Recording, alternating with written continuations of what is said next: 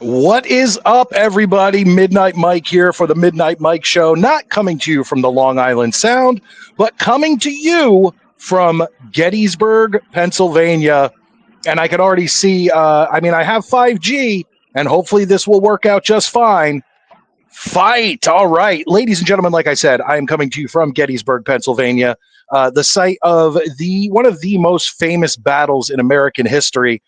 Not only that, but more casualties on American soil than any other battle in the history of this country. Now, granted, there were only, three wars fought on American soil. That includes, let's see here, the Revolutionary War and all the wars that came with that, the Civil War, the War of 1812.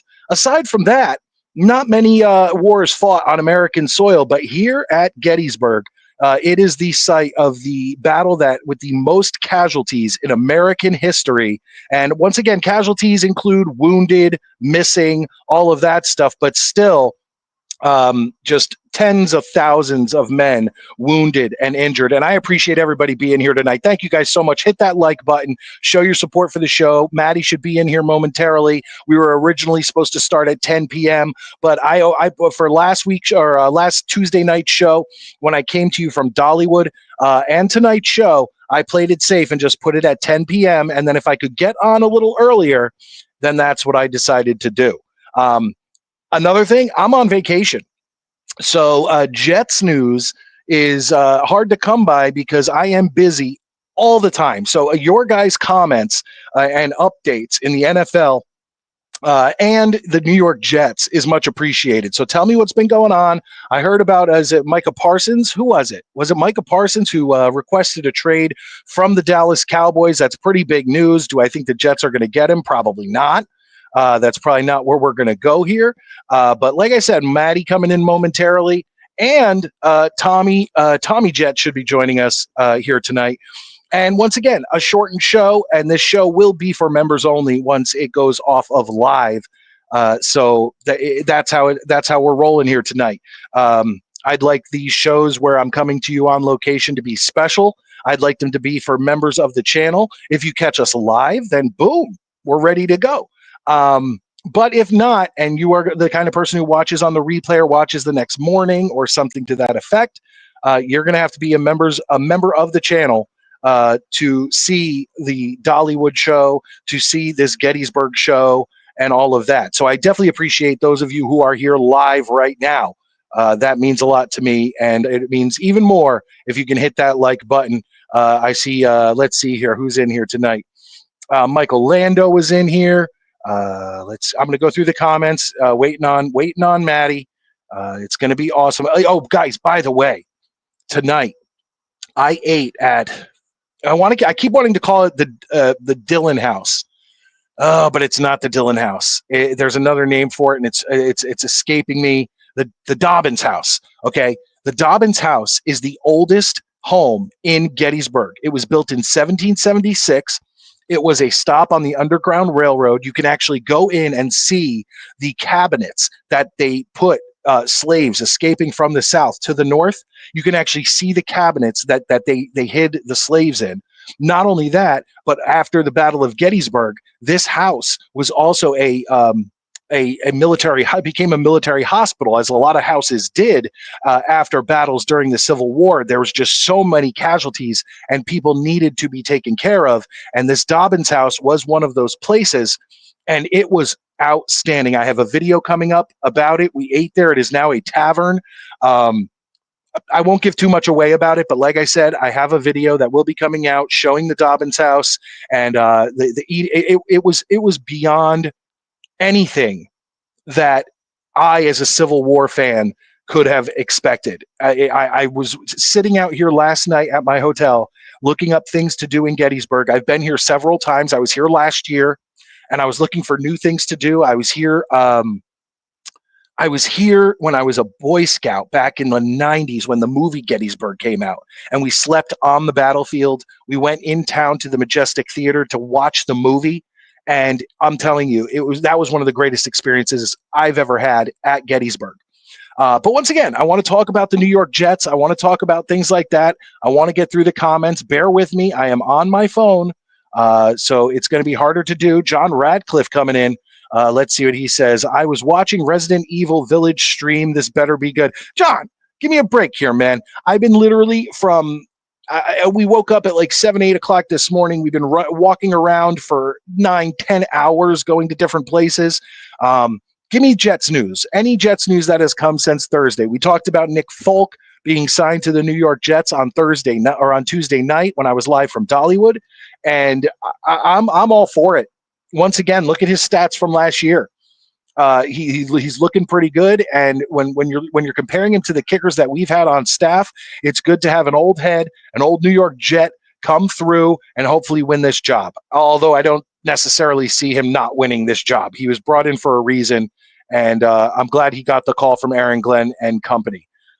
Matt Wilson, what's up? He's a channel member. Good to see you, Matt.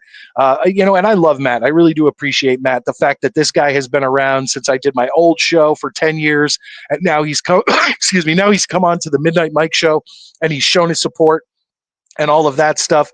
I have a lot of cool videos coming up. A lot of Midnight Mike show on location videos. One on location of the filming.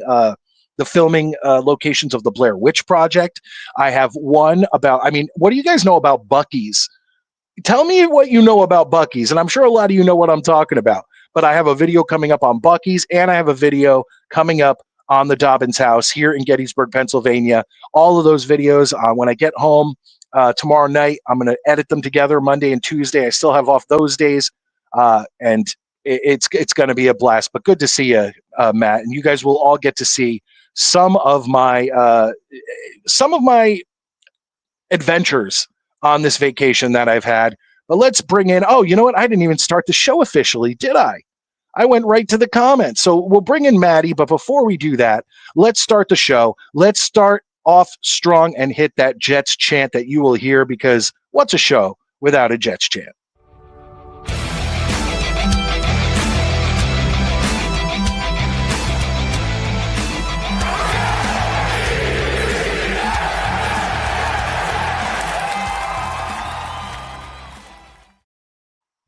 All right, let's bring in my co-host. Oh, I got people in the back. We're bringing them all in. Maddie, how you doing tonight?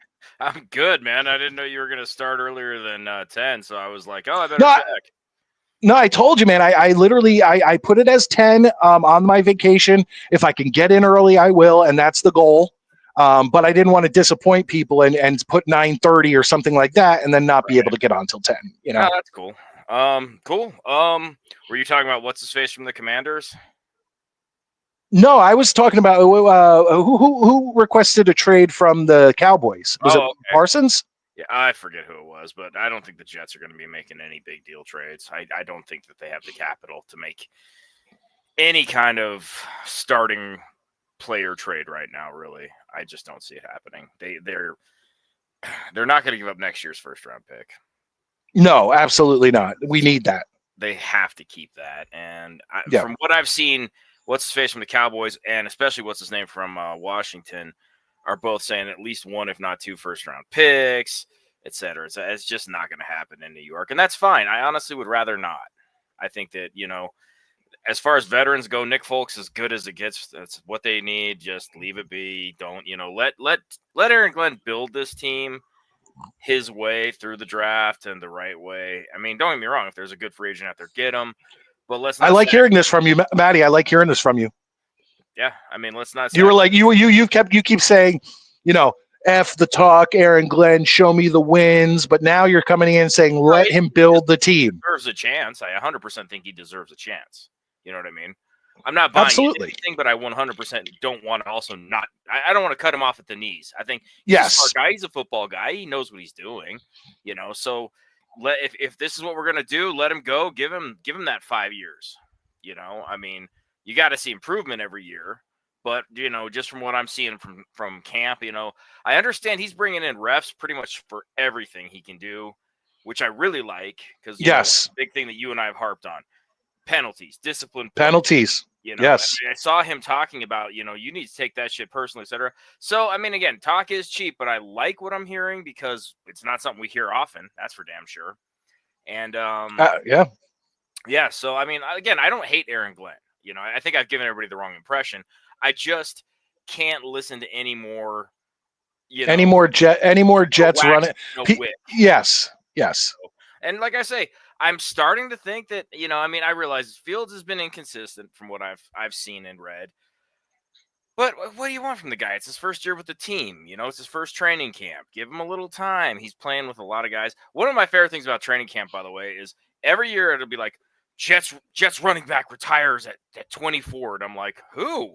That's some fucking 8th rounder I've never heard of. I'm like, so? We didn't even draft this guy. So I don't even know his name. We like picked him off waivers from like Houston or something. So that's well, Maddie. You know what? Well, let me do this. Let me bring in. Let's see what he thinks of Nick Folk. We didn't talk to him about that when I was live from Dollywood on Tuesday night. Let's hear what he wants. What about this Micah Parsons thing?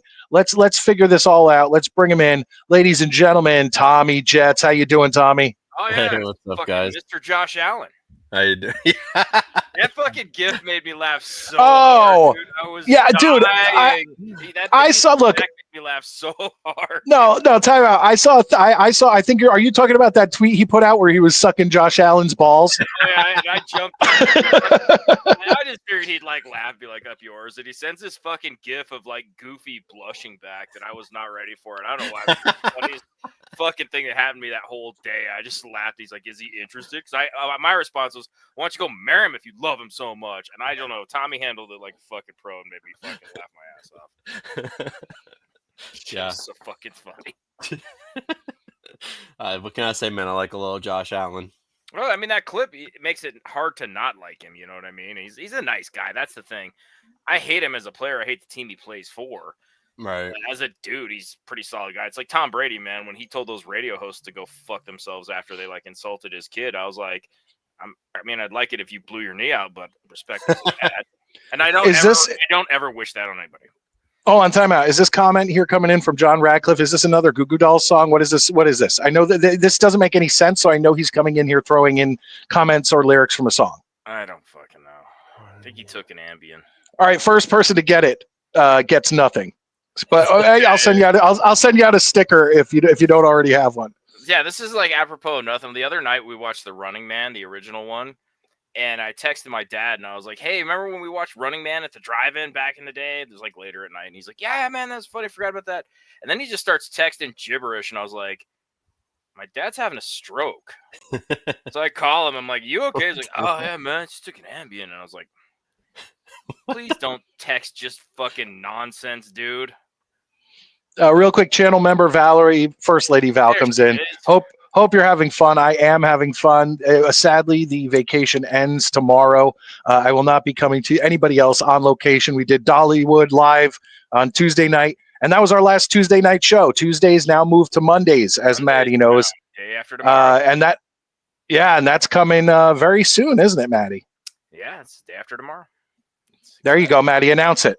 Yes, so this week, Tuesday becomes Monday. Monday is at 9:30 p.m. Eastern Standard Time. We will be discussing stuff.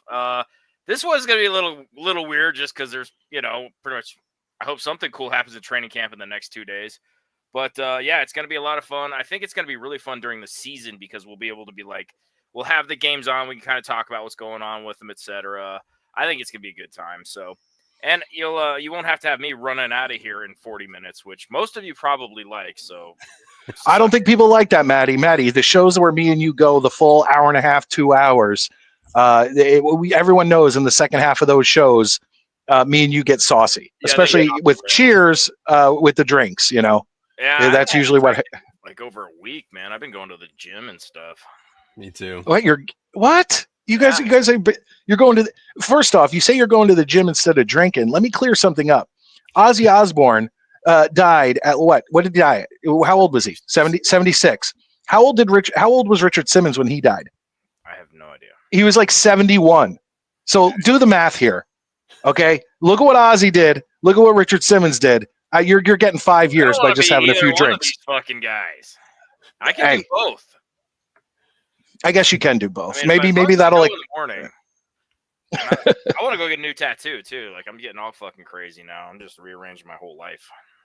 They had a tattoo parlor out on one of the streets here in Gettysburg, and me and my wife were like, "Oh, let's go get tattoos." And then we realized we're sitting here with kids, and they're not going to sit there while we get tattoos. Dude, my oldest daughter took like my youngest stepdaughter with her to get a tattoo, and she was like 11, and we were like, "What the fuck are you doing? Like, you don't take an 11-year-old to a tattoo parlor. Who fucking raised you?" Well, hold on. Wait, your wife, I'm assuming, was getting the tattoo. No. Not your stepdaughter. No, my oldest stepdaughter was getting another. How old is she? She's like 27 now, so she was. Oh, okay. I mean, she's 10 years older than her, but like, again, at fucking 21, the 11-year-old does not need to go with her to get whatever fucking rainbow fucking Fluttershy, My Little Pony. I don't know what the fuck she got, but speaking of, so here's a fun story too. Just speaking of, since again it's cameo night. So we decided it was time. If you have kids in the room, tell them to leave. Oh, the show's about to get R-rated. Go ahead, Maddie. No, it's not going to get R-rated. I just don't want to ruin anybody's childhood. So my wife comes in and she's like, "Listen, it's time to have the talk about Santa with Sasha." And like she comes in like she's how old is Sasha? She's 11. She's just about to start junior high. So we think, okay, it's probably a good time to just in case. I said, dude, okay. you don't have to ruin kids' image of Santa until they come to you. You don't have to go to them. Just let them come to you, and look, then I've raised 4 girls. I know what the fuck I'm doing.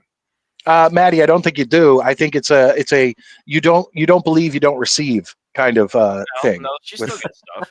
But it was funny because she comes in like she's admitting she like fucking cheated on me or something. Like she's all skittish and quiet, and I'm like, I look at her and go, she's probably gonna look at us like we're fucking retards and go, "Yeah, I know," which is exactly what happened. It was hysterical. Really? Yeah, she's just like, "Yeah, I know."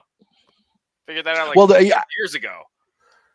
The funny thing is, a couple days ago, we usually don't let our kids go out into the garage. They're really young, and we have I have power tools out there, tons of stuff. In the garage. Yeah, well, so they were out. We've kind of cleaned it up and whatever. And my 5-year-old, my 8-year-old, oblivious. My 5-year-old goes in there, and I guess she was rooting around, and she moved some stuff around, and she found wrapping paper, and she comes back into the house, and she goes, "Dad, were you and Mom keeping a secret from me?" And I go, "What are you talking about?" And she goes, "I saw the same wrapping paper out in the garage that we got from Santa." And I was like, "No," I was like, "You've got to be mistaken." I was like, we get wrapping paper all the time. Maybe Santa has it too. I don't know. And I just blew it off. It's gonna fucking. You're never gonna be able to lie to that child. No, well, the funny thing is, my 8-year-old was like, "What do you mean? You don't believe in Santa?" Yeah, is that what like completely oblivious. 8-year-old's like fucking heretic. Yeah, that's hilarious. But yeah, so it's just kind of funny because wait, real quick, I want to. I'm sorry, I pulled that down. Guillermo, go F yourself. I'm a Civil War guy, and I love Gettysburg. I love Appomattox Courthouse. I love Fredericksburg. Anything to do with the Civil War, man, I am in. Well, so, like I said, I'm glad you're having a good time on your trip, man. It sounds like you're having fun. Oh, the place I went today, man. Not only is it the oldest house in Gettysburg, built in 1776, but like I said, it was a stop on the Underground Railroad. It was a hospital after the Battle of Gettysburg, but apparently it's also extremely haunted. And so after I get off of here, I'm going to be going onto YouTube, putting in this place, and like seeing if I can find videos of paranormal shit. Oh, that's cool. And once again, I don't buy into it, but I like it. I like the idea. I like the whole, spookiness of it. Did you see that dude, Matt Rife, that stand-up comic, bought the fucking museum that has the Annabelle doll and stuff? Did see that. I did. Yes, I did. I'm kind of hoping that he gets murdered. I just think. Well, dude, I told you. Funny. I don't think he's that funny as a person, but that would be a great way to go. Didn't I mention it to you the other night? How my wife was terrified that we would book the hotel that the guy who had the Annabelle doll here in Gettysburg died in. Oh yeah, you did mention that. Died there. No yeah, shit. When that guy died, he was in Gettysburg, and my wife was like, "What hotel did we book?" I was like, "We didn't book it yet." I was like, and she was like, "Whatever you do," because we figured out whatever we figured out the road it was on. Don't book that hotel. Like, don't you get us fucking killed on this trip? Yeah. By the way, Matt, yes, happy birthday for Fright Night, man. my favorite vampire movie ever, the original Fright Night. So book coming out, a prequel. I told you about that. I think it comes out in October. Really? Yeah, it's set in like the 70s in New York. It's like Jerry Dandridge running around in New York in the late 70s before he moves out to California. Oh, that's cool. So that's kind of cool. Yeah. All right. What I want to do real quick is I want to get to Tommy because he's probably more in the loop than I am, especially with all the stuff that's been going on. But Don Corleone comes in, says Buc-ee's. Have you guys ever been to a Buc-ee's? There's one that Kate took the girls to. I haven't been there yet. Apparently, it's like some kind of gas station on crack. Dude, it is unbelievable. Like you walk in and you're bought in immediately. Like it is literally Americana at its best. It's like it's capitalism. It's fatty foods. It's junk you don't need that you're going to put in your cart and you're going to buy. Yeah, they brought me rubber ducks from there. Dude, I'm telling you, if no one's ever been to a Buc-ee's, Don Corleone comes. Buc-ee's is the best. A Jets fan from Texas. Buc-ee's originated in Texas. We went to two on our trip. One in Seaverville, something like that, Tennessee, and one in like Bing Barn, something with a B, Virginia. But it's a Buc-ee's out east now.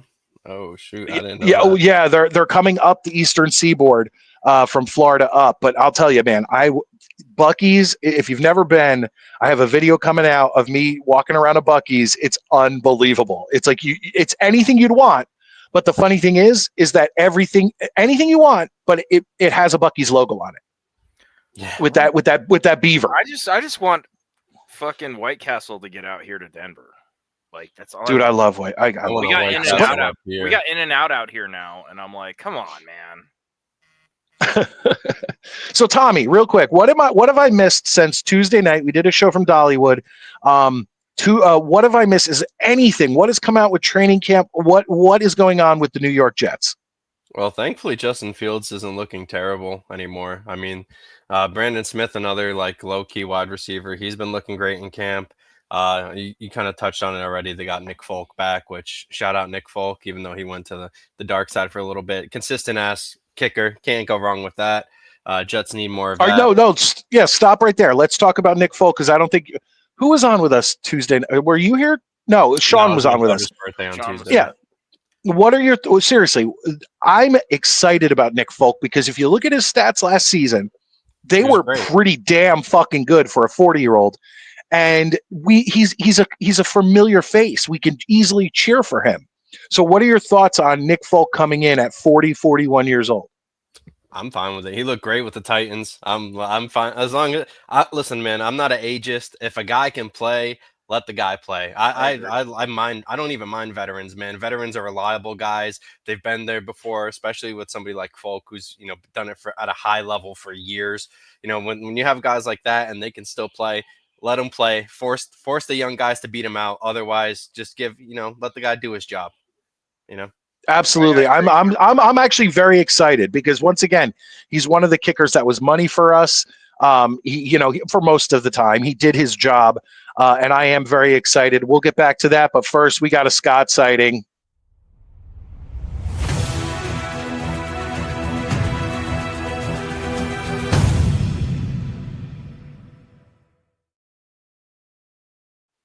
Thank you, Scott, for being in here. We appreciate it. But what else has been going on, Tommy? Anything else? What, Jets related or NFL related? Anything specific you want, Mikey? So, you guys were talking about the Micah Parsons thing, right? Yeah, we were talking about that. Do you think he would do you think the Jets would ever make a move like that and try to take him? No, we were talking about that. They don't have the draft capital. Yeah. Maddie said it the best though. It's like, let's let Aaron Glenn build this team, and I think somebody mentioned it earlier. Isn't he on like the final year of his deal? This would almost be like a Hassan Reddick deal. Yeah. Yeah, it would have to be a free agent signing, and it would have to be very team friendly, I think. And I don't think it's happening. Yeah, I don't see anything being cheap about Micah Parsons in free agency. So. Valerie comes in and says Buc-ee's is coming to New York. Me and my wife talked about that. I said to her, what if Buc-ee's moves up closer to us? And we felt like it would kind of ruin the allure. Yeah. Yeah. Stuff from the south it's a good comes 45 up north. minutes away from us. Yeah. I don't know, when stuff from the South comes up north, at least like around me, it's just a whole different vibe to it, man. Like what races are you specifically referring to? No, like what is it? A Chick-fil-A, right? So they have Chick-fil-A's up by me now, and in the South, it's like a whole different. Like they say They're sir and ma'am, and they. Oh, we have Chick-fil-A's everywhere in New Jersey and Connecticut. Yeah, dude, I got them up here. They're not. It is not the same thing I'm used to when I lived in Texas and Virginia. Like it's not. It's not the same. Well, it's like it's the same thing as like if all of a sudden Waffle Houses started showing up in the Northeast. It's like I don't want Waffle Houses in the Northeast. Like that's part of the allure of getting crap food down south. Like that's and like you get to go there, you get to see a fight usually. Like that's my style of shit. Yeah. No, but at the same time, like I still haven't been to the In-N-Out burgers out here, and they've been here for 2 years. Like I heard In-N-Out's pretty good. I had it once. But every time I drive by, I'm like, I'm gonna stop, and I'm like, there's 18 trillion fucking cars in this park. Yeah, that's the thing where I'm like, if I see that, I'm like, nah. I just can't wait. That's an hour and a half. That's fast food.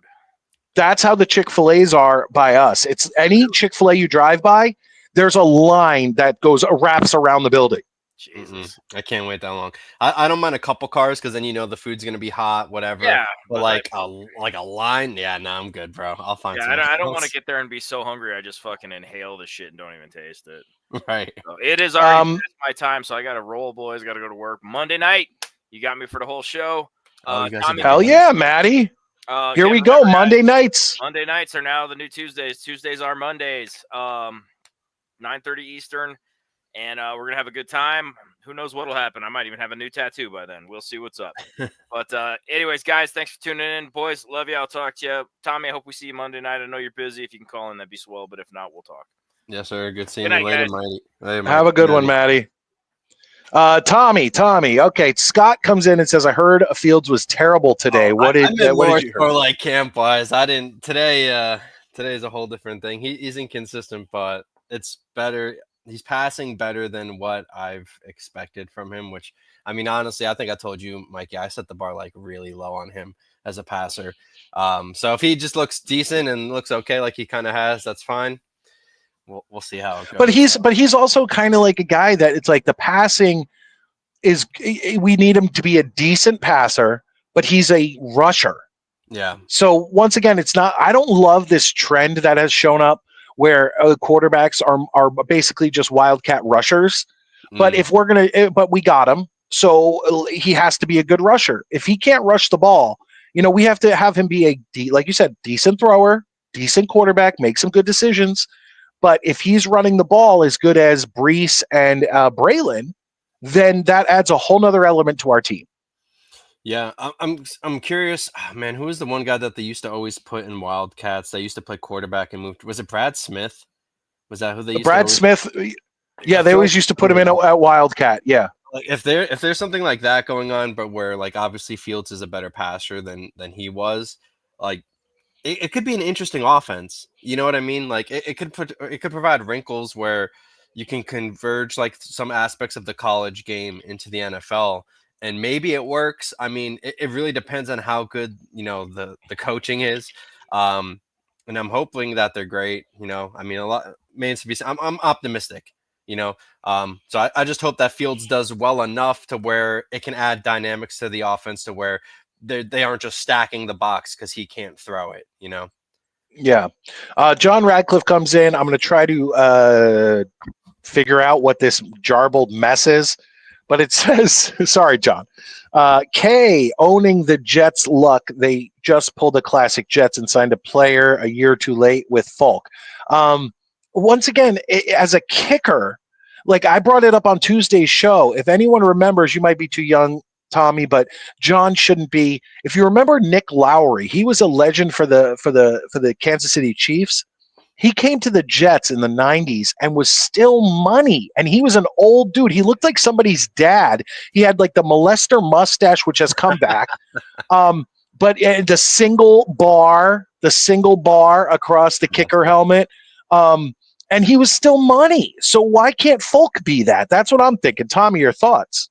Nah, I'm kind of the same way. I think with kicker, it's like a little bit different. I mean, even like I said earlier, like even if it's a veteran guy who's been consistent, the other guy's got to beat him out in camp. Like you can say he's old, you can say he's washed up, but if nobody's beating him out in camp, give the guy the shot in camp. Like this isn't like I don't know. It's the NFL. You're trying to win games. Whoever's the best on the field, that's who I want to put on the field. Well, but let's be real. Let's be real for 1 second. Is any of the kickers that we have going to beat out Nick Folk? I mean, I don't even know who the kickers are who we have aside from the thicker kicker. And he was what, an XFL guy? Not an UFL guy. Yeah. And yeah, it's like, is he really going to beat out Nick Folk, who last year missed like 1 field goal? I don't think so. No. I mean, the way I'm looking at it, Nick Folk's our kicker, and I'm fine with that. Like I fuck it. I might even get a Nick Folk jersey. He's back. He's back. Like we'll see what happens. Chris, serious supporter of the show. Yeah. I really appreciate you being here. He says, "Hey, Midnight Mike, Maddie, Thomas, Christopher, everyone. Go Jets. Love you all. Hit that like button." Yes, guys, hit that like button on your way in or on your way out. It's a free way to support the show, and we really appreciate it. Please like, support, subscribe to the channel. They deserve it. And incredible A+ Jets content. That's awesome. That is definitely awesome stuff. That is great. But what do you think is the deal with Micah Parsons? Like, he talked a lot of shit, huh? Dude, yeah. So it's because it's interesting, right? Because he has like that podcast that he does, and he's always been pretty like this topic has come up before, and he's always been kind of, he's been pretty respectful about it. And I guess Jerry and Steven are just doing Jones-ish things and just kind of screwing guys, behind the scenes to the point where he finally came out and kind of erupted. I didn't expect that to happen. I know he has like I said, he has the podcast. So he's not a stranger to like talking and expressing his thoughts, but he's always been positive in that regard. So for a 26-year-old pass rusher who's as good as he is, maybe the off the field stuff they don't like as much, but I mean, I don't know. Where do you think he lands? That's a great question. I have no fucking idea because what kind of rights do the Cowboys have over him? Like, can he request a trade and they decide where he goes? Like, he couldn't go to an NFC. He couldn't go to an NFC East rival, right? He can't end up on the Giants or the Eagles or the Redskins. I don't know if he has a clause because I'm not too familiar with that contract. But with that being said, they only have like a year, they don't have that much time for flexibility. So I don't know what they're going to do.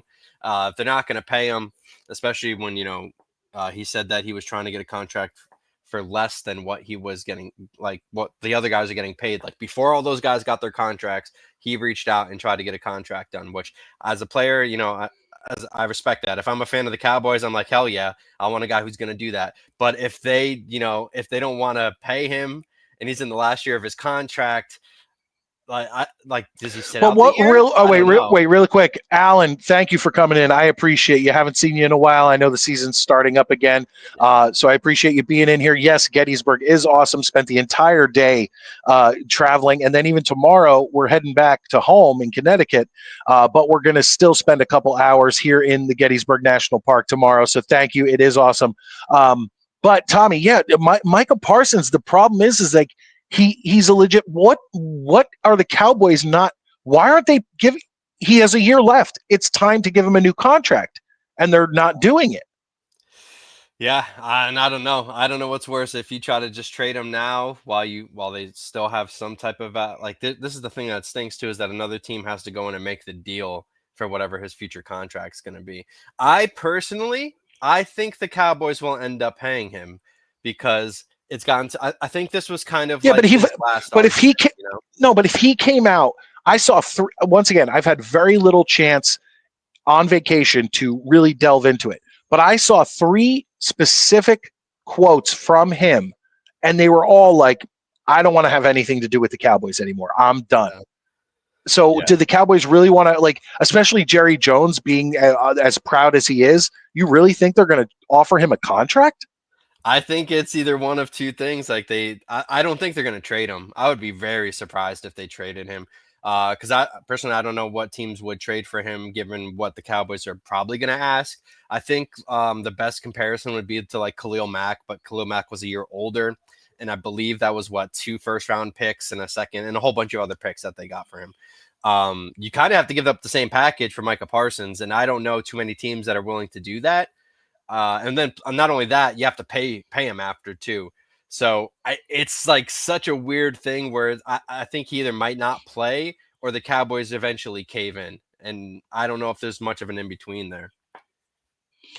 Scott Foster comes in, says inconsistent as who Fields is and who he is going to be.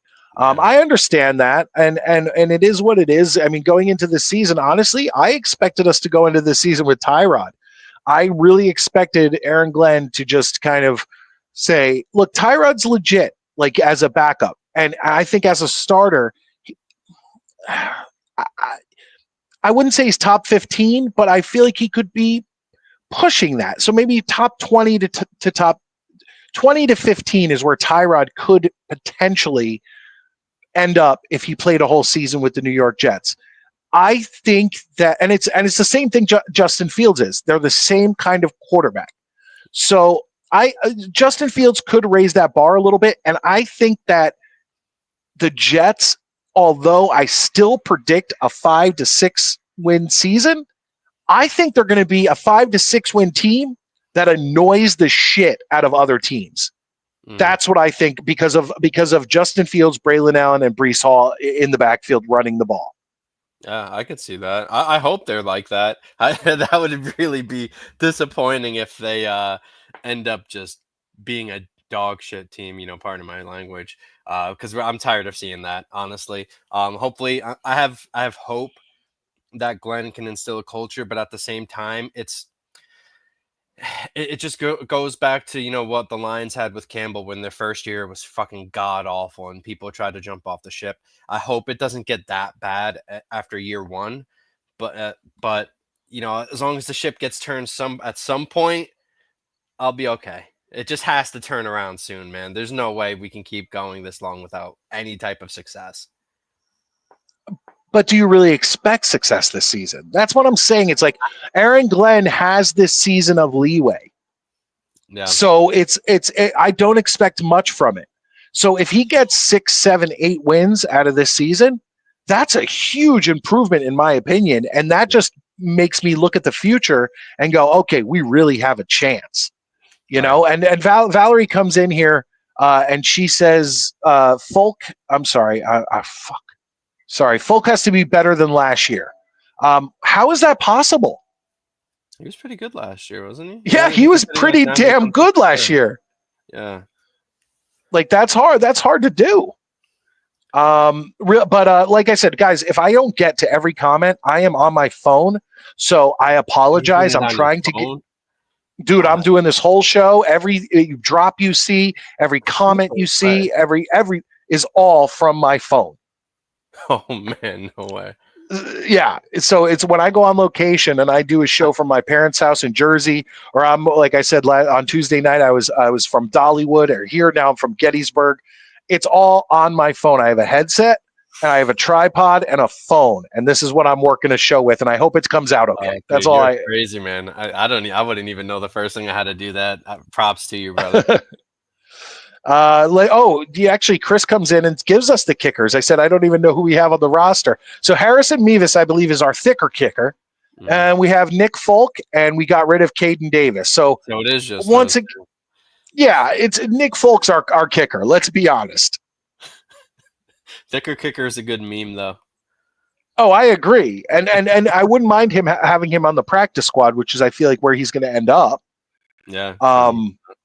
But like I said, it is what it is. Guys, hit that like button. This is a crazy show. Saturday night, we started at a little before 10 p.m. Eastern Standard Time. I'm coming to you live from Gettysburg, Pennsylvania, traveling I am literally about 2 miles from the actual battlefield of Gettysburg, Pennsylvania. And like I said, I'm a big Civil War nut, a big nerd.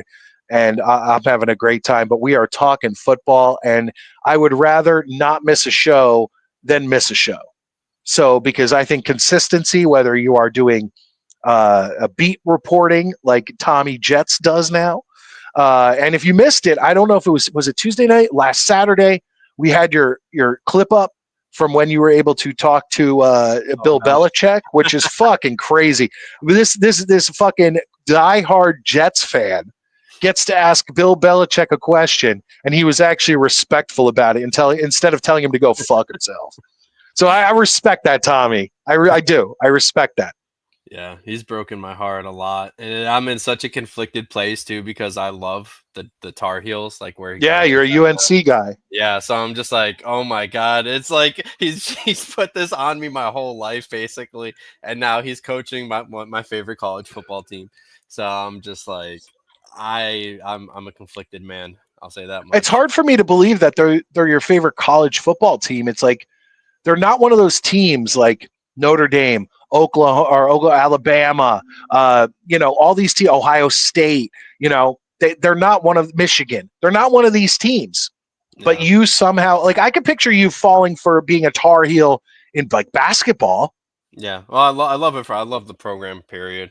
I'm a weirdo, Mike. Like if I like one school, I just like that school. You know what I mean? Like there's other like I cover Syracuse. I like Syracuse. I really love their head coach. I'm a big fan of his. But they'd probably be like my number 2. But like I'm a loyalty fucking whore, man. That's why I've been a Jets fan my whole life, even when they were bad. So. Real quick, Alan comes in and says 2025 is a transition season, and I completely agree with you, Alan, 100%. Enjoy 6-11. Dude, you're being more optimistic than I was. I'm 5-12. I said 5 or 6, but I originally predicted 5. So, Alan, for the first time ever, I think I'm more pessimistic than you are. But my whole thing with this season, well, let me finish out the comment. Enjoy 6-11, where we get to develop young players, and in 8 months we can go find a quarterback. Completely agree with that. But my whole thing for this season, the only thing I'm looking for, more discipline, less penalties. Penalties was a killer the past couple years. Your thoughts, Tommy? I heard so far it's still a work in progress, at least on that end. I believe they had something like 12 penalties. It was either today or yesterday. I'm trying to remember. It was pretty bad. But that's just, getting that stuff down. I'd rather them make those mistakes now than make those mistakes in the game. Because if I see like stupid penalties in the game, I'm going to freak out, man. I don't need like a Robert Saleh redux in that regard. I want to tell you how weird it is. John Ratcliffe comes in and says Jerry Jones basically told him to go fuck himself. And that's fine. I thought Woody should have done the same with other people. I don't even think they should have paid or done anything with Hassan Reddick. As soon as he came into training camp and played that shit, I think they should have told him to go fuck himself. Yeah. So John, I'm okay with Jerry Jones saying that. It is what it is. But I got to tell you how weird it is when I do these on location videos, because I am literally sitting outside of whatever hotel that I'm doing, and it's like people walking by being like, who is this weirdo? Just talking to nobody. And I'm sure they realize that I'm doing some sort of internet, YouTube, whatever show. Right. But it's still very awkward when people, because I had people over here before. I had a kid ride up on a bike and be like, hey, what time is it? Because I guess his parents told him he had to be up to the room in a certain time. And it's just like, it's crazy. And even when I was in Dollywood, when I was done with the show, I had a bunch of people sitting around me, and I don't stop talking. When I'm live, I just go, right. And it's just Midnight Mike. I do my thing. I turn it off. I turn around at Dollywood, and there was like probably 6 people, and now they were it's not 6 individual people. I think it was a group of 3, a group of 2, and another random person who were all like, hey, what were you doing? And I'm like, a New York Jets show. Yeah, I'm a miserable Jets fan. It is what it is. And every time I'm wearing a Jets hat and I'm walking and I'm going around Tennessee or Virginia or West Virginia or anywhere, right now I'm in Pennsylvania, people always, as soon as they see the Jets, they're like, it's almost like they look at me like I just lost my dad. Yo. Dude, I swear to God, it's the same thing in Texas. It's just literally the same thing. They're just like, I'm sorry. I'm so sorry. And I'm like, what are you talking about? And they're like, your hat. I'm like, oh my God. Like, you're getting ribbed everywhere you go in the South for that, man. They just know. Dude, I wouldn't even say it's ribbed. It's like they have genuine, like, someone in my family just died. And they're like, I'm so sorry. Like they're genuinely feel for me as a Jets fan. Like, man. Yeah. I mean, I guess every area has that team, football, baseball, basketball, whatever, hockey, whatever, where it's just they're so miserable. And as soon as people see, like Aaron Glenn comes in and says, oh, we're the New York Jets, and, we're built for this shit. But it's like no one else in the country sees that. Everyone else sees the New York Jets, and they're like, oh, we feel really bad for you. And here it is. Hold on. But here's what I do know. We're the freaking New York Jets, so we're built for this shit. Yeah. No one in any other area is buying that. No one. And Maddie's not buying it. A lot of Jets fans aren't buying it. Sorry, Aaron Glenn. Prove it on the field, buddy. We love you. We love you, Aaron Glenn. Seriously, as Jets fans, we want to have hope. We want to have, we want to support you. We want you to be the guy that brings us to the promised land. And when I say promised land, I'm talking about like the AFC Championship game, because I in no way believe that I will ever see a New York Jets Super Bowl. I've given up on that. I gave up on that a long time ago. Like I've seen the Yankees win. I've seen the Devils win, both of them multiple times. I feel like I've been spoiled in that sense. And I feel like I'm paying for it as a New York Jets fan because I've seen so many championships with those two teams. Yeah, I kind of feel the same way, man. Even though I'm a Bulls fan for basketball. Even they've been terrible, but like, why are you a Bulls fan? Michael Jordan, maybe. Who the fuck cares? Like Michael Jordan, great. He's a great player. Best to play the game. Well, I'm not disagreeing. Not even just Michael. I like Tony Kukoc. I love Rodman. Pippen was great too. Fucking Dennis Rodman, NWO for life. Yeah. I even liked them after that when they had like Chris Duhon and Kirk Heinrich and stuff. I just love the black, white, and red was for whatever reason the favorite color scheme. So I like Coke over Pepsi. Okay, so time out. You said you're from Texas. Mm-hmm. You're now living in upstate New York. Where are you actually from?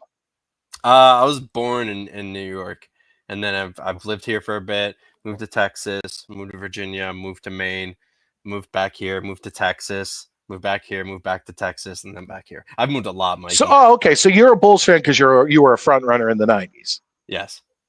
Okay. At least you admit it. Yes. At least you admit it. I'm surprised you're not a Cowboys. I'm surprised you're not a Cowboys fan too. My dad wanted me. I got pictures of me as a kid in Cowboy stuff because my dad's a Cowboys fan, and he wanted me to be a Cowboys fan. And me and my brother split off. He ended up being a Giants fan. I ended up being a Jets fan. Well, your brother definitely chose the right team, but you are more. You have more loyalty and more character. So that's what we're dealing with here. No, I have never understood, and I've said this before, I believe, on this show. I have never understood growing up somewhere and not being a fan of the teams that surround you. I grew up in Northeast Jersey. You could see Lower Manhattan from my high school. I'm a Devils fan. I'm a Jets fan. I'm a Yankee fan. If I had to choose, I'm a Knicks fan. The only reason I'm an Orlando Magic fan also is because my grandparents lived down in Florida near Orlando, and their friends actually worked with the Orlando Magic and used to send me signed Shaq and Penny Hardaway basketballs and programs. Yeah. So that's the only reason. That's the only team. And then the Mighty Ducks is my second hockey team because of obviously I was a huge fan of the movies. But those are all secondary teams. Right. So I never understood people who are like, oh yeah, I'm from Pittsburgh and I'm a fan of the Rangers. Why? Why? I'm like that. Okay, I'm like that a bit with hockey, but I like the Penguins, but I liked the Penguins like when they were bad. Like I picked the worst team that I could because I wasn't a hockey fan growing up. My buddy was a really good. He was a Devils fan, and he got me into hockey. And he was like, pick a team. Well, I wasn't going to pick his team, so I just picked the worst team. It just happened to be in the same division. But they ended up being good, so I'm fine with that one. Oh, check this out. Scott clears it up. When Valerie said that Nick Folk has to be better than last year, she wasn't talking about Nick Folk. She was talking about better than the Jets kicking last year, which is not a hard thing to do because I feel like Tommy and I could go out on the field and kick better than the Jets last year. So, Valerie, I think we got that one. I think we're good. I can kick an extra point. I've done it. I have done it. Well, I used to kick. I was never on a team, but I used to kick. I'd have people place kick or hold kicks for me, and I used to have the stand. The try stand, where you could set it up and kick field goals. Yeah. And I could kick pretty damn far. If it's under 40 yards, I could kick a field goal. So that's why 35. I can hit 35. Nothing. Yeah. Anything more than So that. Okay. So that's my point. Yeah. We could go out there and do better than the Jets kicking last year. Yeah, that's pretty funny. So let's hope Nick Folk can pull that one off. Chris comes in, says low expectations, hopefully exceeded it, heading in the right direction. Hopefully our New York Jets team franchise organization in all areas of football, on and off the field. Once again, Chris, you are a very optimistic fan.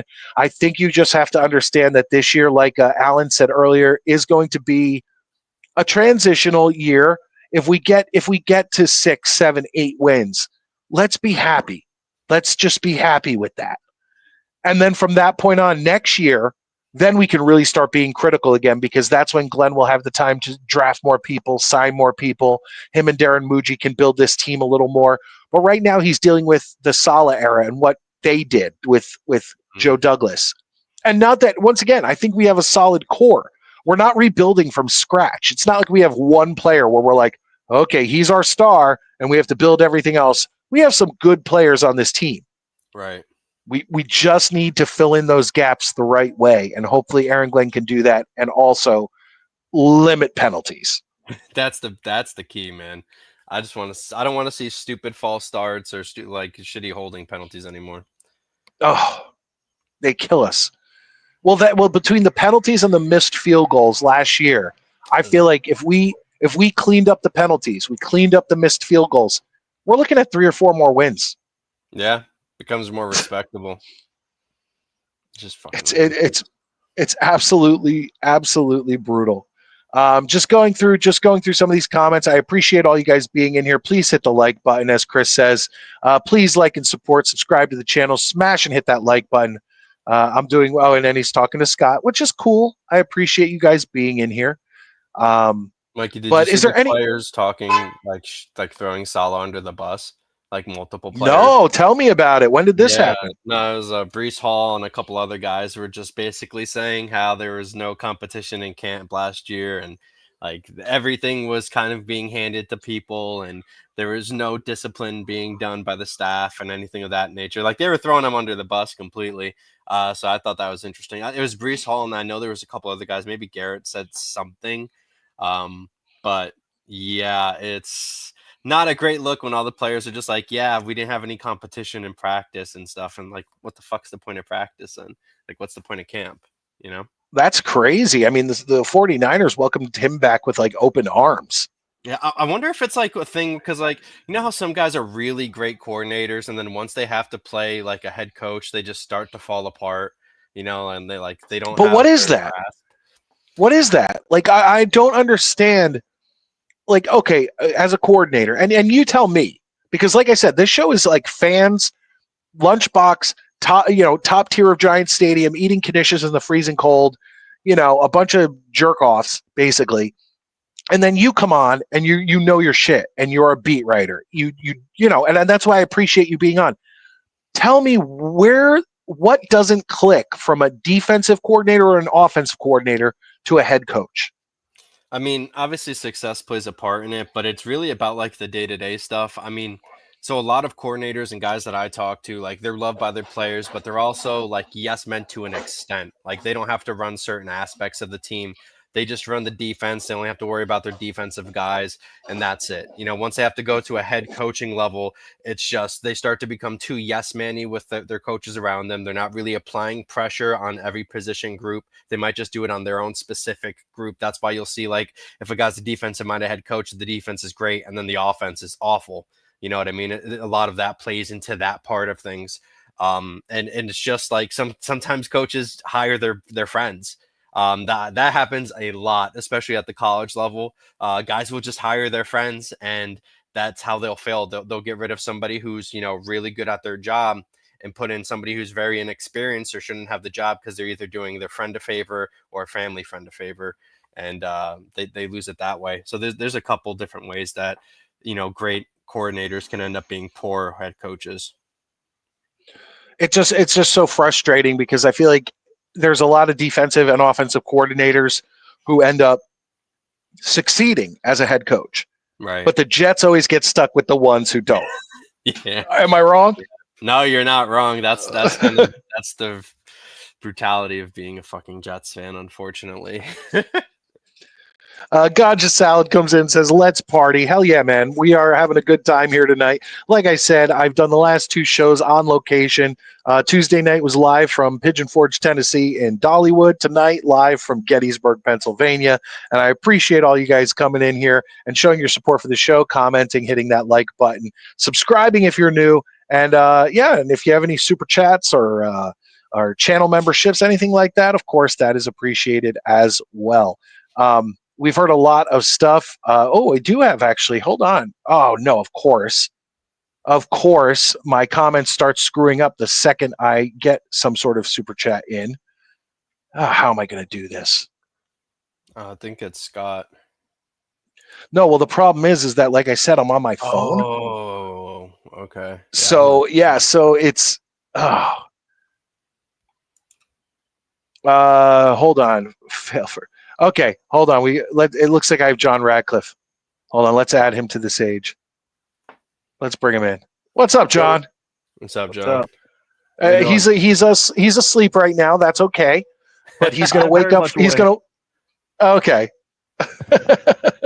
How you doing, John? Oh, you're playing college football. I'm just chilling, playing college football. So got the pillow behind me, just laying down on the couch. Is that the new one? No, I'm still playing the crappy old one. Of course, it's the new one. All right, guys. Nick, or I'm sorry, not Nick. Oh, God. John, talk to me about your thoughts about Nick Folk. Knowing the Jets' luck, we got him 1 year too late. Because Jets and veteran players, it always is the case, and you can't tell me I'm wrong until we see otherwise. They always sign that guy who was like, oh, he did really good last year. Maybe they could squeeze 1 more year out of him. And Jets fans usually ended up holding their dick in their hand like, oh, well, we fell for that one again. Am I wrong? You're absolutely right. But it's, once again, last year he had a great season, and kickers are the guys who have more longevity than anybody else on the field. Who did he play for last year? I forgot. Titans. Tennessee. Oh, okay. So a team with absolutely no pressure versus a team who, well, shouldn't have any pressure, but is under the gun to finally break a 15-year playoff drought, which they're not going to do. Not this year, anyway. They could. Oh, do yeah, it. but hold on. This could get a lot Kickers. Worse. No. Kickers have pressure no matter what.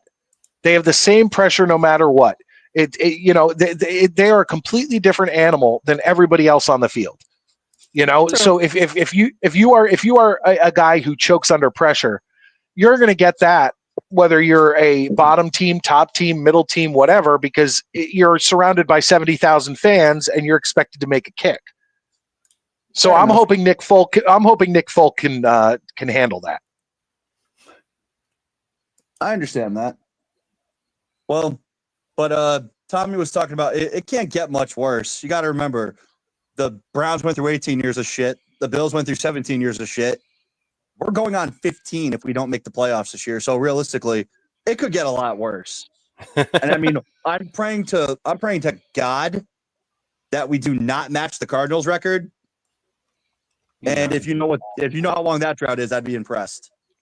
I don't. Please tell me, because I bet you. I mean, we're damn close to what is it? 30. Oh, okay, we ain't gonna hit that. We ain't gonna hit that. Don't say that, Mike. No, because you know what? No, because the Jets suck. We know that.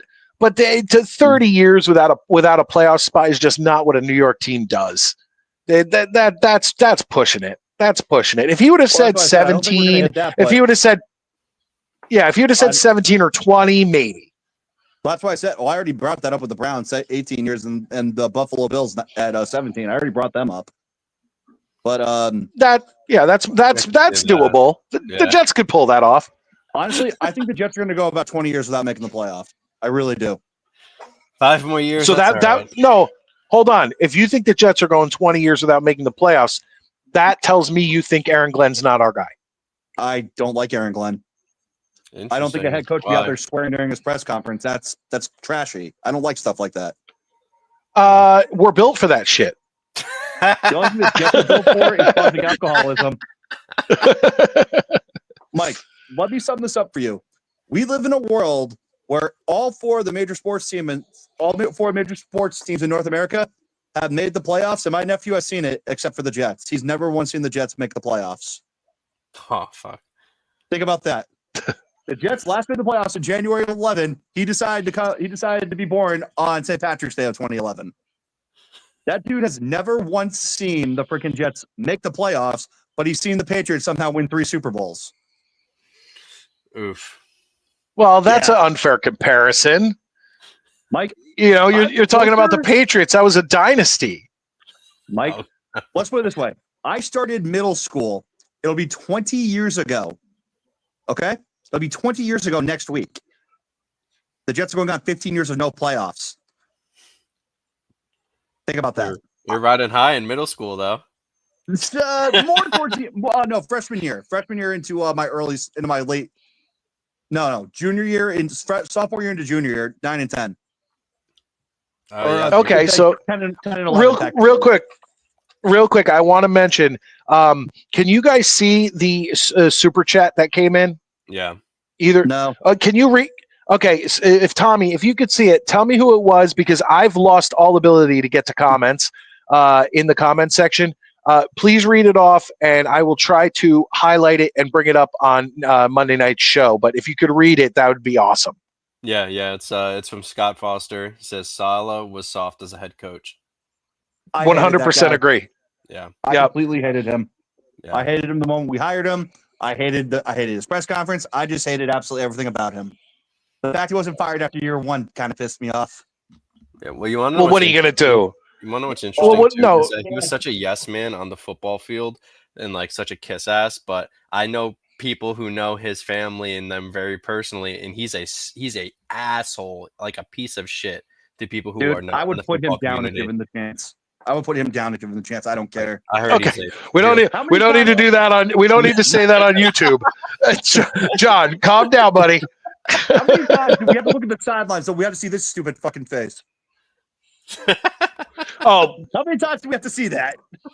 No, don't get me started on that. I was so sick and tired because the only time the dude was ever animated was when the team was winning. Yeah. If the team wasn't winning, you know that meme of that like bald Indian guy who's sitting in the crowd at a baseball game, just like yeah. That's Saleh. If we were down by a point, he just looked like he was completely confused. Didn't know what to do, and then the worst part is that you thought Ulbrich would come in and have more fire or anything, just something different than Saleh, and he came in and just every press conference it's almost like Saleh gave him his notes and was like, "This is what you say at a press conference." Oh God, that was so bad. That was so bad. But see, this is why I wish you guys knew me back in 21, because I told everybody back in 2020 when the team was really bad, I said, tank this year, get Eric Bieniemy as an offensive-minded head coach. Even if he doesn't work out, at least you're giving Trevor Lawrence the chance to have an offensive-minded coach here and maybe potentially give him some development. As soon as they didn't do that and they hired Saleh, then I knew they were going to draft AIDS. I told everybody, I said, my optimism was for 2023 for this team to make the playoffs. I said, I'll see you guys in 2028. And 2028 looks like a pretty viable window at the moment, doesn't it? Yeah. I would like to believe that Aaron Glenn. So this is 2025, then 2026. I'd like to believe Aaron Glenn gets us to the playoffs by 2027. I'm hoping that. I don't see that happening at all. I know you don't, John. Well, we saw the litany of problems which haven't been addressed. Yeah. And the biggest problems with our team right now is the fact that they still want to have Breece Hall be the starter. Guys fumbling the ball constantly, can't pick up a yard, but yet they're committed to him as RB1. Bad decision. I'm not sold on Mason Taylor. He was not that good at LSU. You reached for him when you needed a number 2 wide receiver. You drafted Arian Smith, who was universally panned as the worst wide receiver in the draft. You drafted him in the 4th round because he has speed. I'm sorry, I don't want Braylon Allen again, if anybody remembers him. And throw into the fact that our defensive pass rush, it's not there. We have Quentin Williams. That's it. Jermaine Johnson's coming off a serious Achilles injury. I like him, but is he going to be the same player? Achilles are rough. Let's hope. That's right. Hope. I don't want hope. I want guarantee.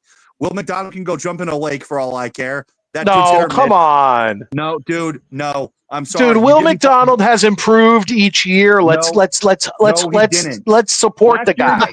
Last year in the first 3 weeks, he had 5.5 sacks, right? Yeah. He had 0 and then he had 5.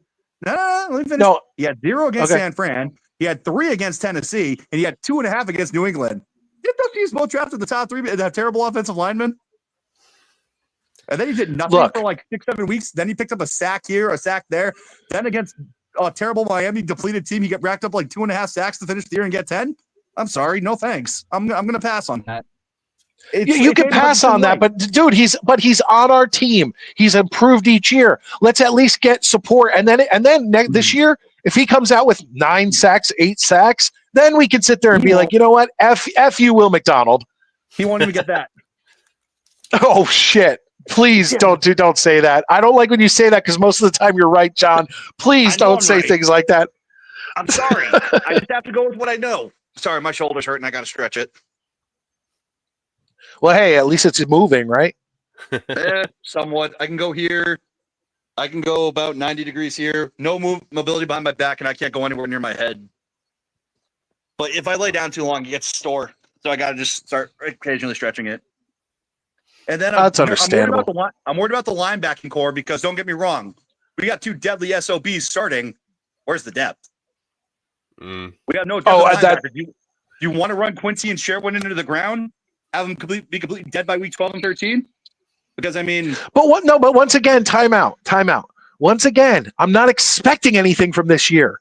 So maybe we don't. This is about keeping the team and the good players we have into next year, and then building off of that. Right. There's only so much they could have done this year. You know what no depth leads to, right? Though injuries. Yeah. And what's been the Jets' calling card now for the better part of the last decade? Injuries.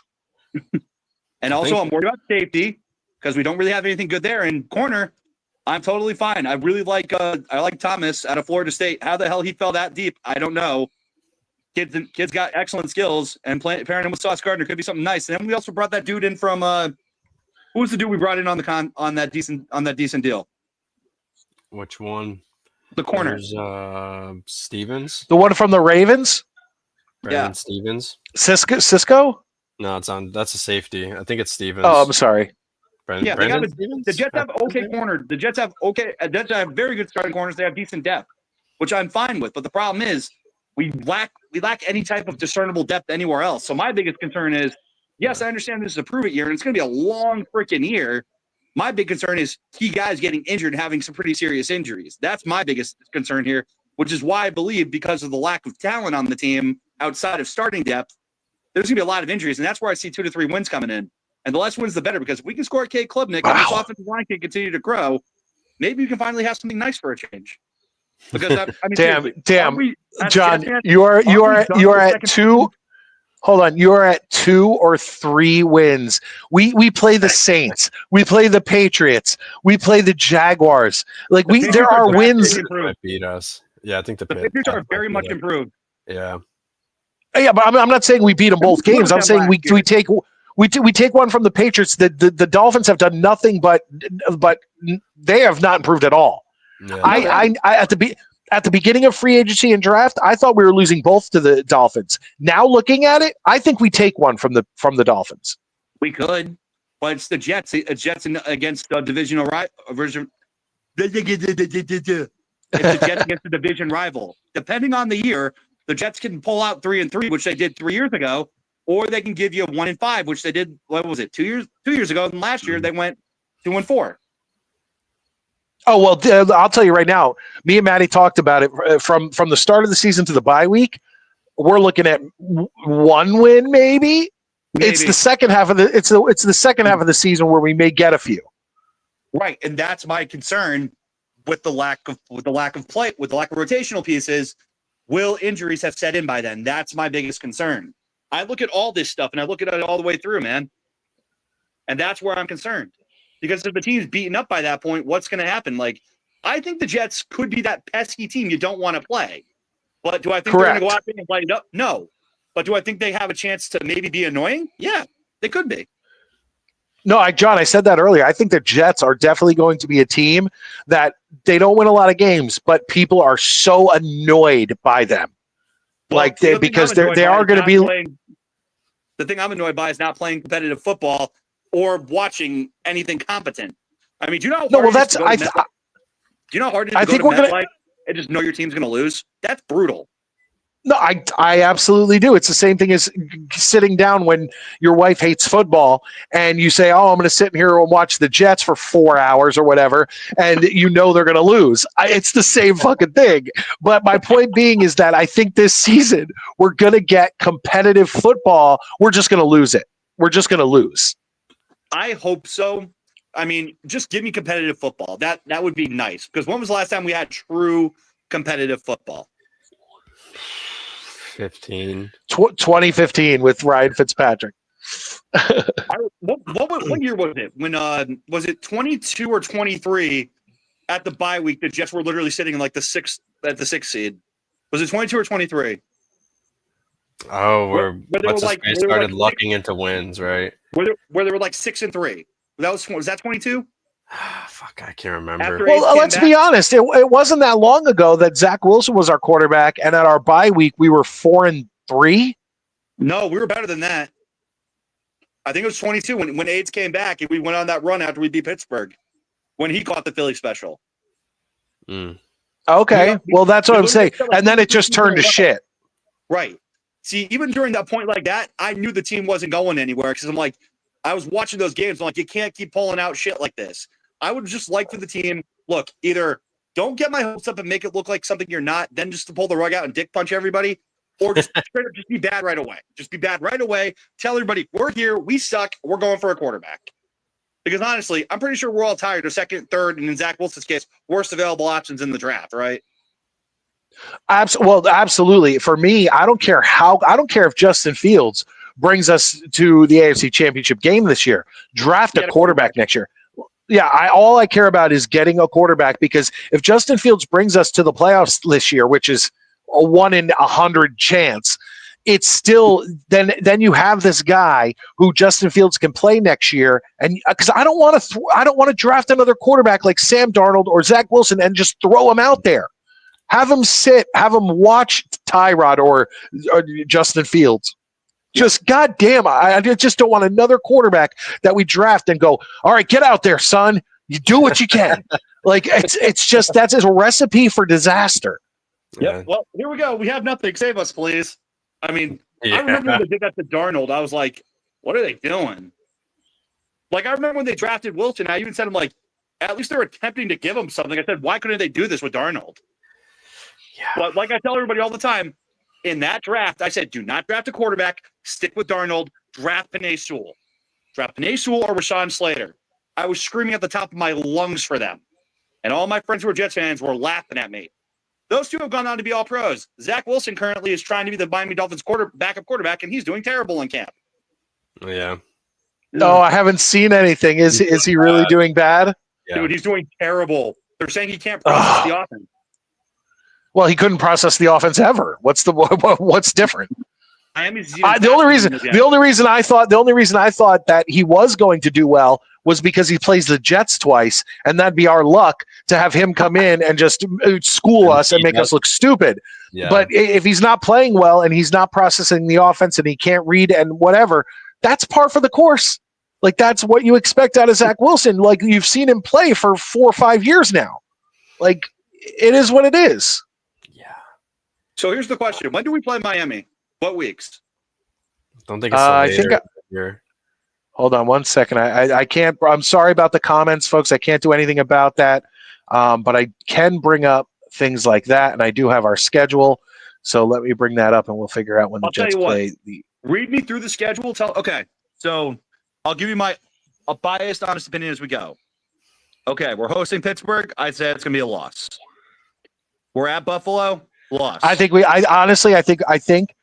just to kick us in the nuts, we're going to pull that one off. I think we're going to beat Pittsburgh, and I think that all our hopes are going to get high, and then we're not going to win another game to the bye week.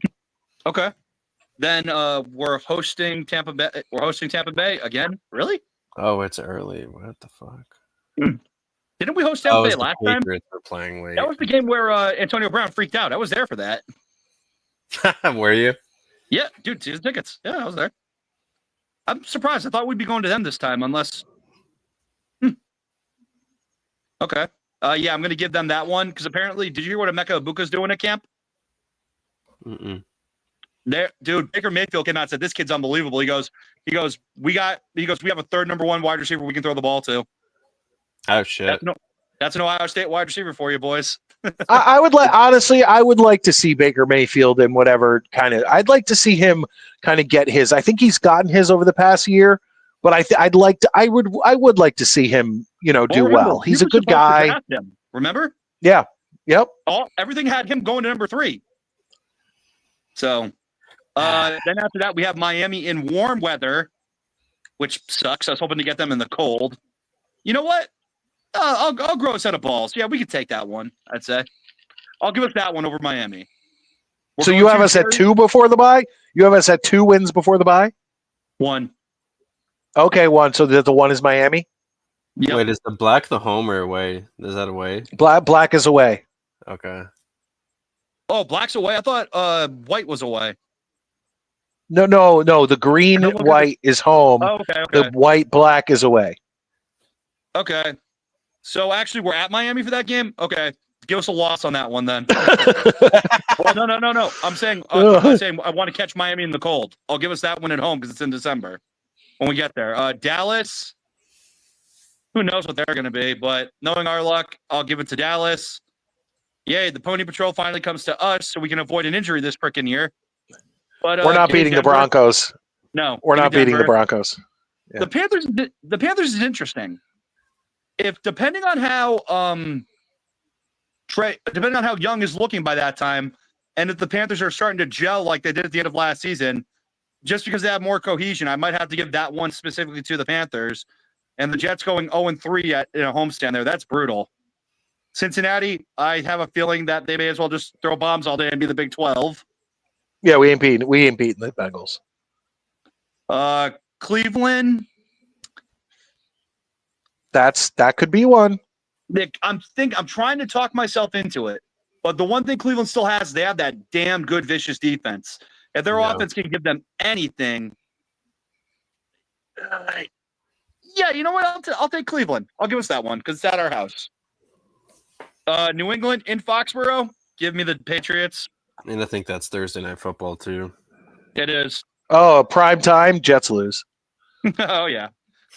Except hey, last year, man, that one Halloween game against the Texans, the Jets own the Jets own the Strouds. I'm just gonna go out and say it. You're not wrong. Well, yeah, that is a brutal freaking schedule before the bye. Then Baltimore, give me a break. We'll be lucky if we get a field goal in that game. Yeah. The Falcons. I'm sorry. I think by that point, I think they're going to be pretty. I think they're going to be pretty set by that point. I'll go take the Falcons. Miami comes in when it's nice and freezing cold. Give me the Jets in Jacksonville. We did it last year. That was last year, though. You know what? If the Jets were able to beat Jacksonville in Jacksonville last season, with the coaching staff and whatever that we had last year, I think that there's enough improvements where we still beat the Jaguars this year in Jacksonville. Well, the Jaguars have a whole new coaching regime too. I have no faith in Trevor Lawrence. I still do. I still got faith in T-Law. So I'm going to take the Jags. Then after that, we have Super Tank Bowl. Winner gets the number 1 pick. And loser gets the number 1 pick. No. Winner gets the number 1 pick. Why would the winner? If you never heard of Tank Bowl? The rules are simple. In order to win Tank Bowl, you have to lose. Oh, okay. I see. The winner is the loser. Yeah.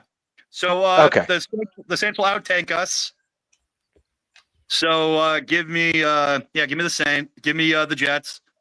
Then we have New England at our house right after Christmas.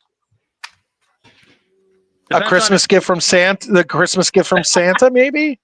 A kick in the nuts. We get that every year. I'll take the Patriots, and then honestly, we ain't beating the Bills. I don't care if their backups are in. So that puts us right at around 5 wins. Do I think that's good enough? Yeah, that's where I have us. 5 wins. Do I think that's good enough? TSK included? Nope. No, probably not. Because it's good enough to get us. But it's good enough to get us a good quarterback. I don't care about any other quarterback coming up in this draft. None of them are as ready as K. Klubnik is. K. Klubnik's been a 4-year starter. But in your whole explanation, in your whole thing, it's the Jets need to have the number 1 pick. Yes. Okay, but that I don't think that's going to happen. The Jets suck, but they're not going to be the worst team in the NFL. Yeah, they're not the Saints. The Saints couldn't have decided to tank at a better time unless they're going to be in lust with Arch Manning and try to get him to they're probably going to do that because of his fucking grandfather. Well, let's put it this way. Hold on. You know how you guys go. Hold on. You know how you guys go to work and everyone can shit all over you because you're a shitty Jets fan. I go to work and true. You have the awesome medical leave. I respect that. But most Jets fans go to work and they get shit on by everybody.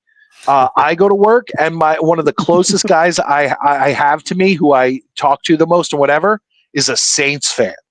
Oh, so I literally in the Jets, like one of the Jets' doldrum shitty seasons, have this guy who I see almost every day, who I talk to a lot, who's a Saints fan. So it's like I have something, you know. We're bad, but we're not as bad as you. Yeah, exactly.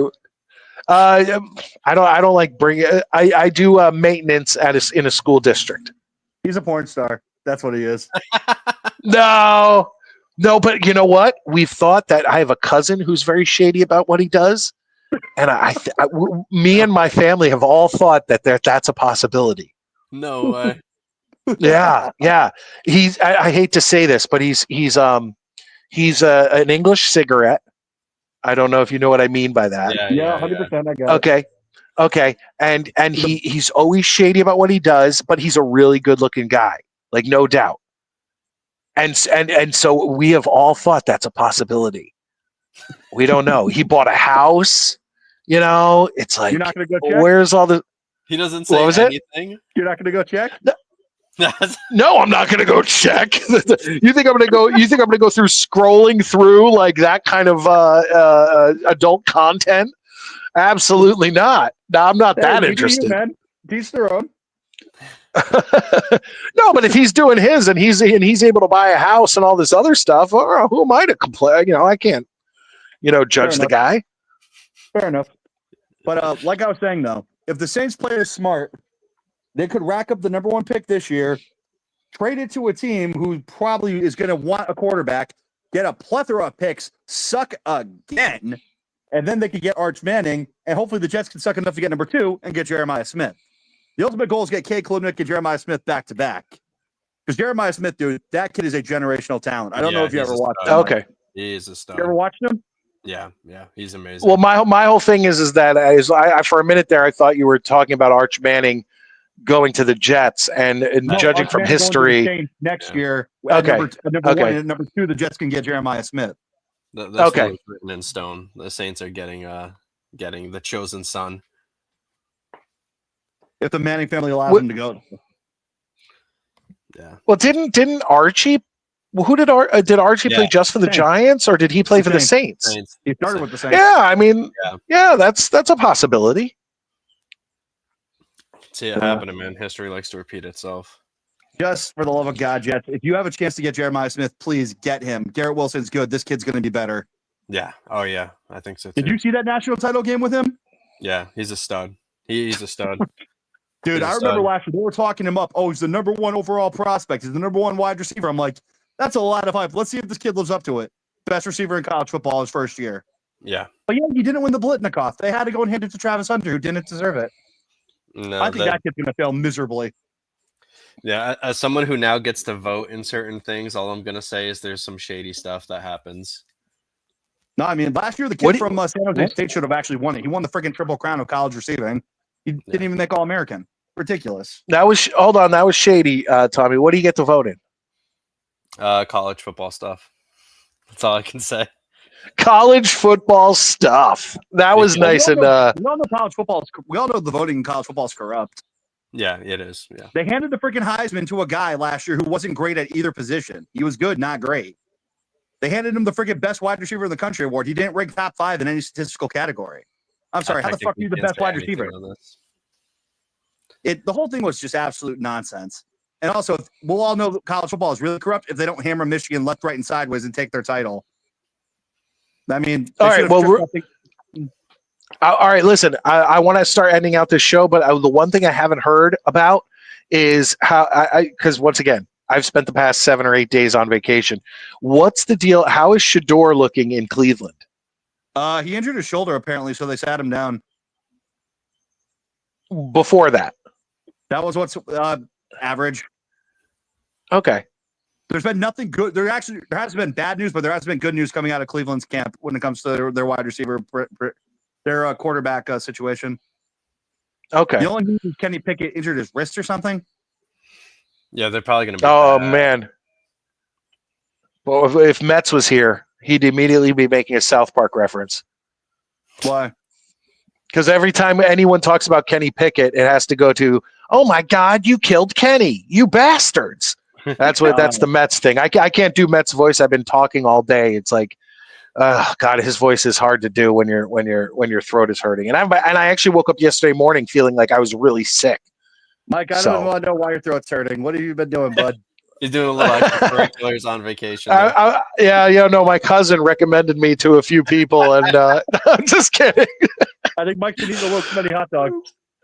No, get the fuck out of here. No, but John, dude, thank you so much for calling in. Remember, guys, Monday night, we are going to be back. Tuesdays become Mondays. But John, what's up? Oh, you John won't be watching because Monday Night Raw is on. No, you want SummerSlam results? I don't even know who was. What was the main event? Punk versus Gunther for the belt. Okay, who won? Seth Rollins. What? Was it cash-in? Yep, Punk. So Gunther actually bladed badly. Gunther was bleeding like a pig. Punk beat him. Then Rollins came out on crutches, took his cast off, and beat the shit out of Punk with the briefcase, cashed in, and beat him. Okay, I mean, once again, I'll say this real quick. I respect what Gunther's done and all that stuff, but I've watched him. He actually came into a Devils game towards the end of the season. It might even have been a playoff game, and he was in like the commentary booth and all that stuff. And the guy he doesn't portray it. Maybe it's because I don't watch wrestling, but he doesn't have the body. He doesn't have he looks like a U.S. champion. He looks like a TV champion. He looks like an intercontinental champion. It is what it is. I'm not in the loop anymore. So it is what it is. You know, I'm not. I haven't been watching wrestling. I haven't been watching wrestling for over 10 years. I keep up. I pulled on Maddie the other week. Absolutely, I did, because I still on my Twitter and everything. I still have wrestling people, and Sean Neutron, who is our Vikings correspondent, is constantly posting about wrestling. I'm in the loop enough where I know what's going on, but I haven't watched a wrestling event in probably 5 to 10 years. I think maybe I watched a WrestleMania here and there. Well, tomorrow they're doing a 16 TLC match. I think that could be pretty cool. I mean, those matches are always fun. I can't deny that. But I mean, are they ever going to beat any of the Edge and Christian, Hardy's, Dudleys?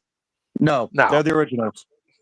Yeah. TLC 2 to this day is still the best ladder match of all time. That match happened. I agree. Yeah, I agree. But John, thank you for calling in. I hope you can tear yourself away from Monday Night Raw some Mondays to watch our show. But if you can't, well, hopefully we'll see you on some Saturday nights. Well, honestly, I never really watch Raw, so it's on Netflix. Awesome.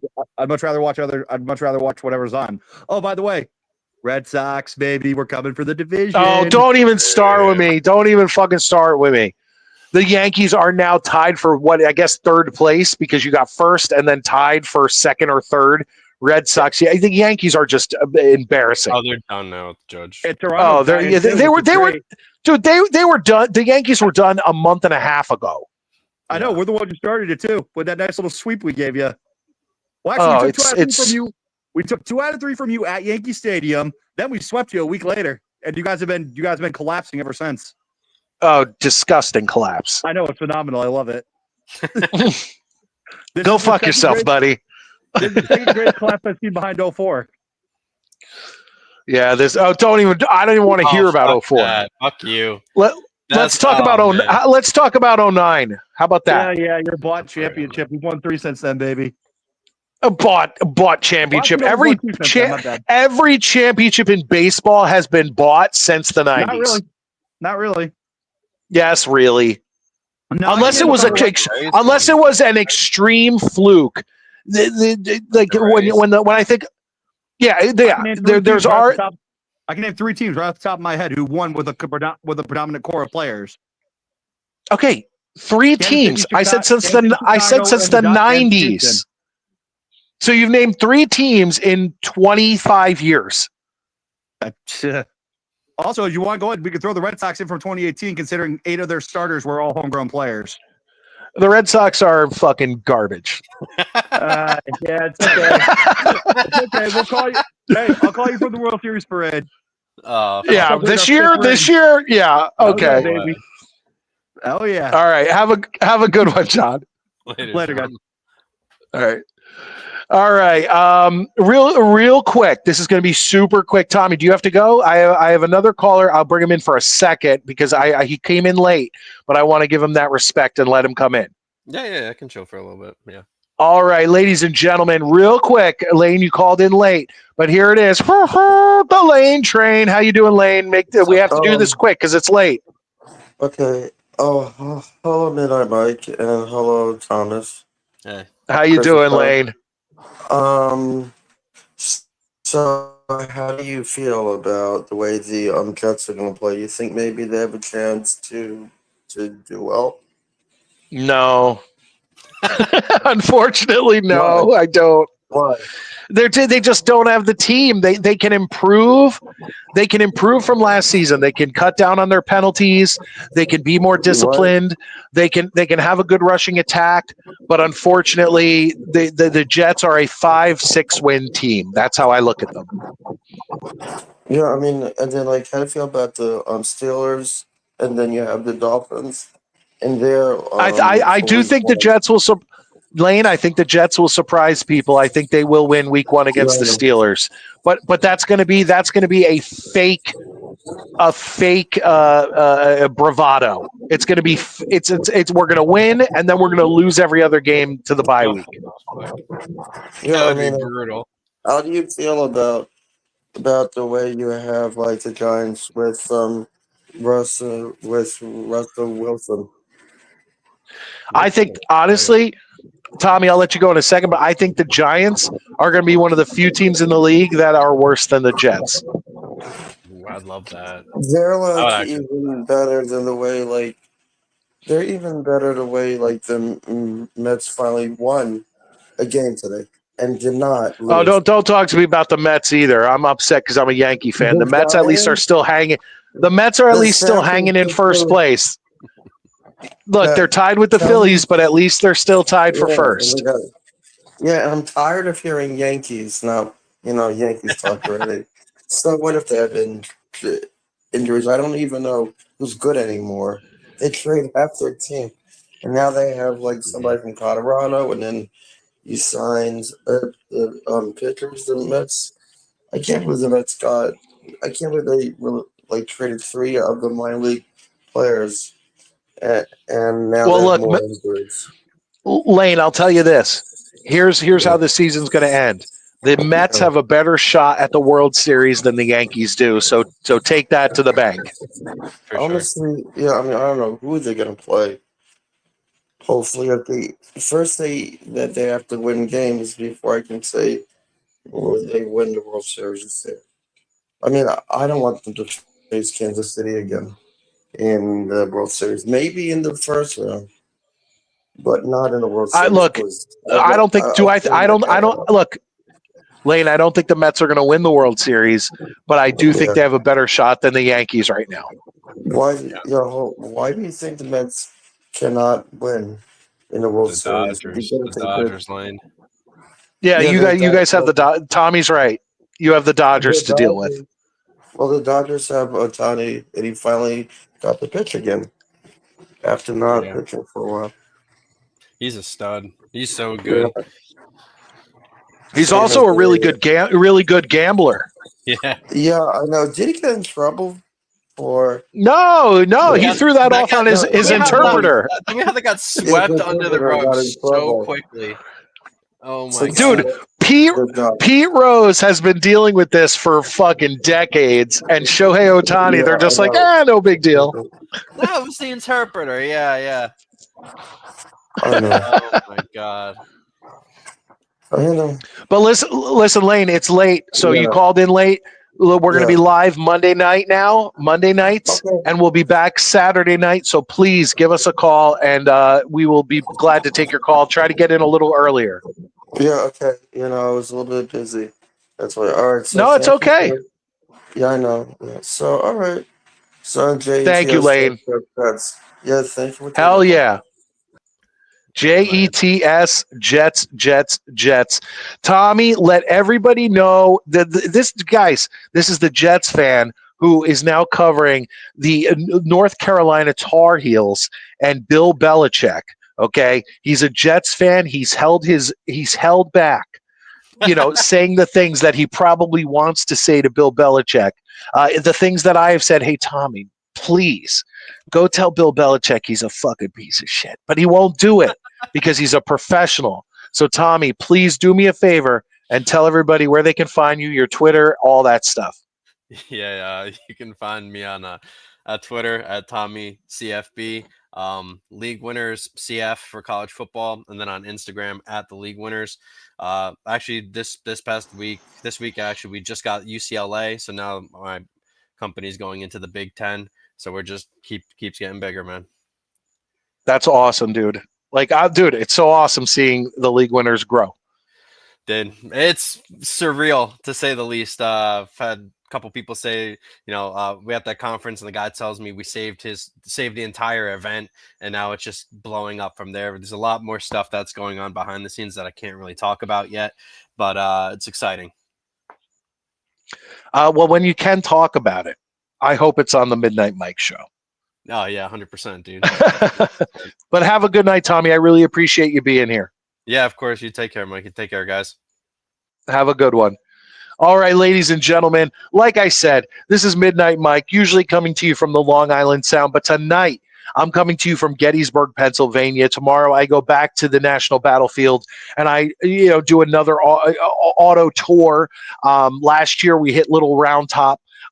We hit a few of the other monuments. We went to where Longstreet's division was. We went to where Armistead was. This year, I'm going to walk across the damn field. I'm going to walk across the damn field where Pickett's charge happened.